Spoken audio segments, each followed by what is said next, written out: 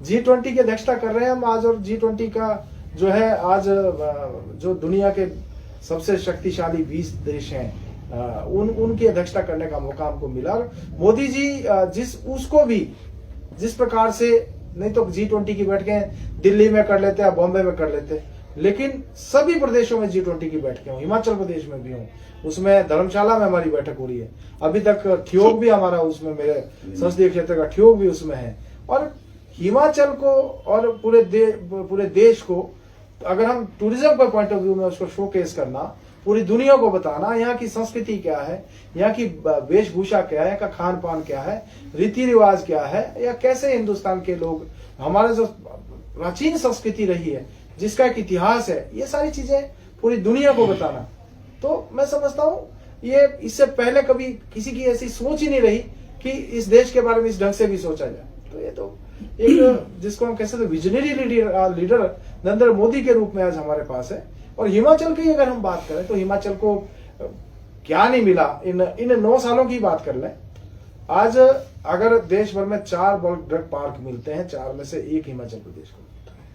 हमको 4 medical college, हमको IIM जैसा इंस्टीट्यूट हमको मिला।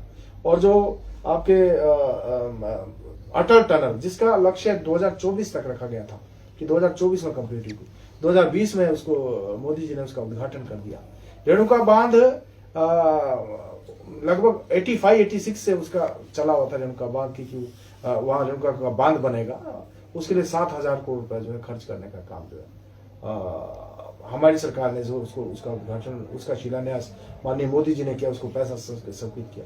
1456 करोड़ रुपए से जो है जो पोंटा साहब से लेकर हाटकोटी के लिए जो ग्रीन कॉरिडोर नेशनल हाईवे बन रहा है, 1456 करोड़ रुपए उसके ऊपर हम खर्च कर रहे हैं। और बहुत सारे 4 लाइन वंदे भारत ट्रेन इस प्रदेश को मिली है।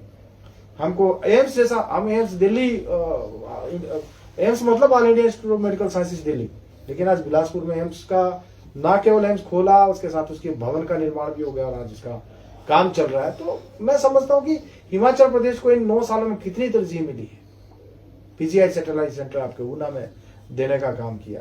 तो मैं समझता हूँ कि हिमाचल प्रदेश को जो जिस प्रकार से माननीय मोदी जी का विशेष उनका हमको विशेष रूप से जिस प्रकार से उन्होंने हिमाचल को अपना दूसरा घर मानते हैं, और विशेष रूप से हिमाचल प्रदेश को जो पैकेजेस मिले हैं, हमको तो उनका आभारी होना चाहिए। और हमको इस बार के बजट में भी अगर हम देखें तो 8,478 करोड़ रुपए, जिसमें 1902 करोड़ रुपया तो केवल रेलवे के लिए हमको मिला है। उसमें उसके अलावा चाहे वो रोड्स हैं, चाहे वो जल जीवन मिशन है, या दूसरे जो हेल्थ सेक्टर है या दूसरे सेक्टर है, उसमें हमको व्यापक रूप से जो हिमाचल प्रदेश का ध्यान रखा गया। थोड़ा सा आपने बताया, देखिए मैंने पहले ही कह दिया है कि मैं सांसद बनाऊं मई 2019 में, और मार्च 2020 से कोविड शुरू हो गया था। आप सबके ध्यान में 20 मार्च को लॉकडाउन लग गया था, वो लगभग 2022 तक कोविड रहा।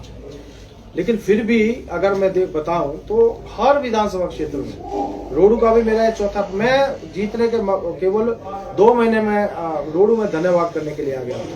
यहाँ मैंने, और बस स्टैंड के ऊपर हमारा कार्यक्रम, बस स्टैंड पे हमारा कार्यक्रम, क्योंकि सिर्फ मेरा ही सवाल नहीं है, ये यहाँ के लोगों का भी सवाल है और विपक्ष के लोगों का भी मैं सवाल है। जनता की, मैं जो है विशेष रूप से जो कांग्रेस के मित्र इस बात को कहते हैं, मैं उनका भी थोड़ा उनको करेक्ट करना चाहता हूँ। और हर विधानसभा की रोडू में मैं लगभग 4 से 5 बार आ गया हूँ। जुब्बल कोटखाई में मेरा 7वां-8वां दौरा था, जहां तक बाकी चौपाल का भी मेरा 3रा-4था दौरा था। मैंने हर क्षेत्र में, और मैं जबकि डबल रिस्पॉन्सिबिलिटी के साथ काम कर रहा हूँ, क्योंकि मैं प्रदेश अध्यक्ष भी हूँ, पूरे प्रदेश में भी मेरा जाने का रहता है, लेकिन अपने संसदीय क्षेत्र के लिए भी। और मैं लगातार इस संसदीय क्षेत्र की आवाज को पार्लियामेंट में उठाता रहा हूँ। मेरे संसदीय क्षेत्र में अगर आप देखें कि कितने सारे काम जो है इन 4 सालों के अंदर हुए, तो ऐसा नहीं है। ये तो कुछ लोग एक नैरेटिव सेट करने की बात करते हैं कि सांसद महोदय नहीं आए। मैं नहीं कहना चाहता, बहुत सारे सांसद रहे हैं, कितनी बार इस क्षेत्र में आए हैं, लेकिन वो आप अपना वो रहता है। लेकिन फिर भी मेरा प्रयास रहा है, और मैं अपने संसदीय क्षेत्र में, चाहे शिमला है, चाहे वो सोलन है, चाहे सिरमौर है, लगातार मेरे प्रवास के कार्यक्रम बनते रहे। ये तो